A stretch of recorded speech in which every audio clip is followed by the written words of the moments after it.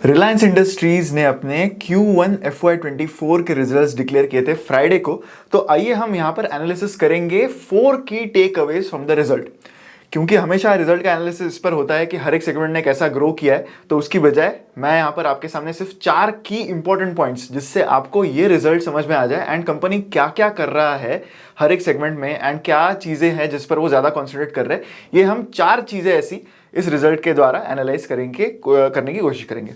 तो सबसे पहले मैं एक कंसोलिडेटेड बेसिस पे रिजल्ट के क्या नंबर्स थे वो आपके सामने पेश करता हूं। ग्रॉस रेवेन्यू जो है कंपनी का ग्रॉस रेवेन्यू वो ईयर ऑन ईयर बेसिस पे 5% से डिक्रीज हुआ है, क्यू ऑन क्यू बेसिस पे 3% से डिक्रीज हुआ है। इबिडा मार्जिन्स मोर और लेस सिमिलर लेवल्स पे है, थोड़ा सा इंप्रूवमेंट इबिडा मार्जिन्स पर करंटली कंसोलिडेटेड नंबर्स पे नजर आ रहा है। रेवेन्यू कम होने का रीजन क्या है? मेन रीजन उसका है कंपनी का O2C बिजनेस, जहां पर रेवेन्यू एंड मार्जिन थोड़े से कम होते हुए नजर आए। द रीजन इज कि क्रूड के प्राइसेस पर डिपेंडेंट ये बिजनेस है, तो इस वजह से Q1 FY23 अगर आपको याद होगा तो तब जियोपॉलिटिकल इश्यूज की वजह से क्रूड प्राइसेस लगभग $130 पर बैरल तक पहुंच गए थे। करंटली इस क्वार्टर में जो प्राइसेस रहे थे वो मोर और लेस $80 पर बैरल के आसपास रहे थे। सो जब भी क्रूड के प्राइसेस कम होते हैं तो कंपनी के मार्जिन या फिर फ्यूल के क्रैक्स जो है वो कम हो जाते, जिस वजह से कंपनी के मार्जिन इंपैक्ट हो जाते एंड वही हमें इस रिजल्ट के थ्रू देखने को मिला। तो हमारा पहला की टेक अवे यही है कि ऑयल प्राइसेस अभी भी O2C सेगमेंट का परफॉर्मेंस डिक्टेट कर रहे हैं, यानी ये एक प्रॉब्लम जो इनके बिजनेस में हमेशा से नजर आ रहा था वो अभी भी कंटिन्यू होता हुआ नजर आ रहा है। जब क्रूड के प्राइसेस गिरते हैं तो कंपनी के मार्जिन्स इस सेगमेंट में कम हो जाते हैं एंड वही चीज हमें ये क्वार्टर में भी देखने को मिली, जहां पर एक तो मेन इशू ये है कि प्राइसेस बढ़ नहीं पा रहे क्रूड के बिकॉज डिमांड प्रॉब्लम्स हर जगह पर है। रिसेशन फियर्स ग्लोबली हर एक कंट्री में नजर आ रहे हैं। Most of the countries which are like the US और द यूरोप, हर एक कंट्री में रिसेशन के फियर्स ज्यादा है। चाइना की अगर हम बात करें तो चाइना में एक्सपेक्टेड था कि जो डिमांड है वो बहुत फास्ट बाउंस बैक होगी इस साल में यानी 2023 में, लेकिन वो स्लोअर देन एक्सपेक्टेड है। तो जब डिमांड प्रॉब्लम्स नजर आते हैं किसी भी कंट्री की ग्रोथ के, तो उसका फर्क टोटली क्रूड के प्राइसेस पर पड़ता है कि वो उतनी तेजी से बढ़ नहीं पाते। So in spite of supply reduction by some of the countries like Saudi Arabia, crude के प्राइसेस बढ़ नहीं रहे एंड बिकॉज क्रूड के प्राइसेस नहीं बढ़ रहे, रिलायंस जैसी कंपनी का O2C रेवेन्यू यहां पर बढ़ नहीं पा रहा। तो क्रूड डिपेंडेंट परफॉर्मेंस ये हमें क्लियरली यहां पर नजर आ रहा है। आप इस वक्त आपके स्क्रीन पर जो चार्ट देख रहे हो यहां पर आपको दिखेगा कि जो 3 क्वार्टर्स की हम बात कर रहे हैं यानी Q1 of FY23, Q4 of FY23 and Q1 of FY24, ये तीनों क्वार्टर्स में क्रूड के प्राइसेस किस किस रेंज में रहे हैं वो मैंने यहां पर हाईलाइट किया है। तो बिकॉज क्रूड के प्राइसेस कम है तो इसलिए इस सेगमेंट का परफॉर्मेंस बुरा रहा। तो ये बेसिकली ये अंडरलाइन है about the first takeaway from the result. Second takeaway की अगर हम बात करें तो यहां पर हमें जाना होगा कंपनी के टेलीकॉम बिजनेस में। तो यहां पर आपको दिखेगा कि ARPU यानी ARPU, एवरेज रेवेन्यू पर यूजर, फर्स्ट क्वार्टर में ज्यादा बढ़ा नहीं है। In fact year on year basis पर सिर्फ 2.8% का इंक्रीज है, यानी कंपनी जियो का जो टेलीकॉम बिजनेस है वो सिर्फ 180 रुपीज पर यूजर कमा पा रहा है करंटली एज पर दी ARPU नंबर्स। ये नंबर सिर्फ इसलिए है क्योंकि एक साल पहले ये नंबर 175 था, तो 175.7 से सिर्फ 180.5 यानी 2.8% का ही इंक्रीज एवरेज रेवेन्यू पर यूजर में हुआ है। ये एक्सपेक्टेड था कि शायद कंपनीज ज्यादा बढ़ाएंगे बिकॉज 2021 ईयर की अगर हम बात करें तो सारे टेलीकॉम कंपनीज ने धीरे धीरे अपने अपने जो डेटा पैक्स है या फिर अपने सारे वॉइस पैक्स है उसके रेट्स बढ़ाना इंक्रीज कर दिए थे। तब जियो का भी एवरेज रेवेन्यू पर यूजर लगभग 120-130 से लगभग 160-170 तक पहुंच गया था, लेकिन पिछले एक साल में ये कांस्टेंट रहा है। लेकिन ग्रोथ कहां आई है? तो वो आई है डेटा कंजम्पशन में। अगर हम data per capita data consumption की बात करते हैं तो वो Q1 FY24 में 24.9 GB पर मंथ था, जबकि यही डेटा कंजम्पशन एक साल पहले 20.8 GB पर मंथ था and even quarter on quarter basis पर भी ये इंक्रीज काफी ज्यादा है।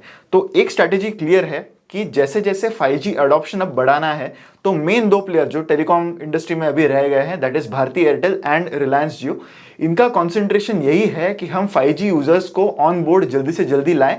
उसके लिए अगर तब तक प्राइजेस ना बढ़ाने का एक ब्रंट उनको बेयर करना पड़े तो वो भी चलेगा, लेकिन पहली उनकी प्रायोरिटी ये है कि वो मैक्सिमम 5G यूजर्स अपने एंड पर लाएं। 5G यूजर्स लाने के बाद 5G में, 5G ऑलरेडी एक ऐसी टेक्नोलॉजी है जहां पर डेटा कंजम्पशन ज़्यादा होता है कंपेयर टू 4G और 3G। तो ऑलरेडी 5G यूजर्स लाने से ही डेटा कंजम्पशन बढ़ जाएगा एंड इस वजह से शायद एवरेज रेवेन्यू पर यूजर आगे चल के बढ़ाने का स्ट्रेटेजी ये कंपनीज का यहाँ पर होगा। तो एक चीज़ क्लियर है कि सारा कॉन्सेंट्रेशन अभी डेटा कंजम्पशन बढ़ाने पर है। Q1 FY24 में ऑब्वियसली IPL भी था, तो उस वजह से भी डेटा कंजम्पशन बढ़ने का एक रीज़न वो भी है, बिकॉज अगर 4G या फिर 5G नेटवर्क पर एक पूरी मैच स्ट्रीम की जाए तो डेटा कंजम्पशन ऑब्वियसली काफ़ी ज़्यादा होता है एंड यही डेटा कंजम्पशन पैटर्न से नज़र आ रहा है। सो सारी डेटा कंजम्पशन ड्रिवन ग्रोथ है in the telecom business. That is the second takeaway. अब बात करते हैं हमारे थर्ड टेक अवे की, which is from the exploration business of Reliance. ये ज्यादा जाना माना सेगमेंट नहीं है कंपनी के बिजनेस का। इन टर्म्स ऑफ रेवेन्यू ये काफी कम कंट्रीब्यूट करता है, लेकिन इन टर्म्स ऑफ एबिटा अब ये काफी सिग्निफिकेंट पोर्शन कंट्रीब्यूट करने लगा है। ऑयल एंड गैस सेगमेंट इसे कहती है कंपनी एंड इसमें जो हाई ग्रोथ आया है उसका रीजन ये है कि बेटर गैस प्राइस रियलाइजेशन की वजह से Q1 के रिजल्ट्स कंपनी के काफी अच्छे रहे। यहां पर कंपनी का प्लान है कि वो 30 MMSCMD मतलब million metric standard cubic metres per day, तो ये इतनी कैपेसिटी तक पहुंचने का कंपनी का प्लान है। करंटली ये कैपेसिटी 20.9 है, 20.9 से 30 यानी लगभग 50% इंक्रीज इस सेगमेंट के कैपेसिटी में लाने का प्लान कंपनी का है। तो इसके बाद जो एक्सप्लोरेशन बिजनेस है यहाँ पर जो एबिटा नंबर्स है या फिर रेवेन्यू नंबर्स है वो और बेटर होंगे, ऐसा एक्सपेक्टेशन है। तो ये एक ऐसा सेगमेंट है जहां पर कंपनी ज्यादा कॉन्सेंट्रेट करने की कोशिश कर रहा है, जबकि सारे एनालिस्ट्स का ध्यान मेनली उनके retail, telecom and O2C business पर ही होता है। लेकिन एक्सप्लोरेशन बिजनेस एक ऐसा बिजनेस है जो काफी फास्ट यहाँ पर ग्रो होता हुआ नजर आ रहा है एंड कंपनी का भी प्लान है कि वो इधर यहाँ 50% से अपनी कैपेसिटी बढ़ाए। The last key takeaway is from the retail segment of the company. तो रिटेल सेगमेंट में Q-on-Q बेसिस पर सारे नंबर्स लगभग फ्लैट ही रहे हैं।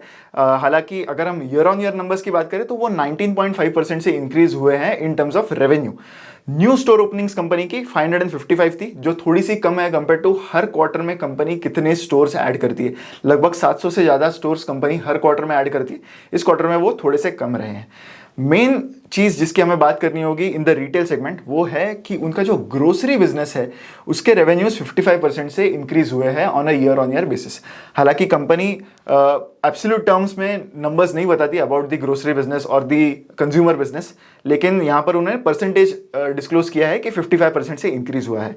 इसका रीजन ये है कि कंपनी ने कहा है कि जो समर सीजन था उसके अपटिक पर कंपनी ने बहुत कैपिटलाइज किया है। तो यहां पर जो भी समर रिलेटेड चीजें होती है इन द ग्रोसरी बिजनेस, जैसे ice creams, cold drinks, seasonal fruits like mangoes, तो ये सारे चीजों में कंपनी का ग्रोसरी बिजनेस बहुत ज्यादा ग्रो कर पाया है, ऐसा कंपनी ने यहां पर रिटेल बिजनेस के लिए कहा है। So this was our video about the 4 की takeaways from the Reliance result. तो यहाँ पर हमने ज्यादा सेगमेंट बेस्ड नंबर्स की बात न करते हुए कौन सी ऐसी 4 चीजें हैं जिसने Q1 का रिजल्ट इन्फ्लुएंस किया है उनकी बात करने की कोशिश की है। अगर आपको ये वीडियो अच्छा लगा है तो वीडियो जरूर लाइक कीजिए, कमेंट भी कीजिए एंड मैक्सिमम लोगों के साथ शेयर भी करें। हमारी वेबसाइट चेक करना मत भूलिए, investchadnya.in पर फिलहाल बहुत अच्छे ऑफर्स चल रहे हैं एंड 1 अगस्त 2023 से हमारे प्राइसेस बढ़ने वाले हैं। तो ये गोल्डन अपॉर्चुनिटी है आपके पास कि आप कम प्राइजेस पर एक अच्छे डिस्काउंट के साथ हमारे प्रोडक्ट्स खरीद सके। मॉनसून ये कूपन कोड यूज करने पर आपको 55% का डिस्काउंट मिलेगा हमारे प्रोडक्ट्स पर एंड एक फ्री ई लर्निंग कोर्स भी आपको उसी के साथ मिलेगा। तो मैं आशा करता हूं कि आप हमारी वेबसाइट जरूर चेक करेंगे। मिलते हैं अगले वीडियो में। Thank you so much.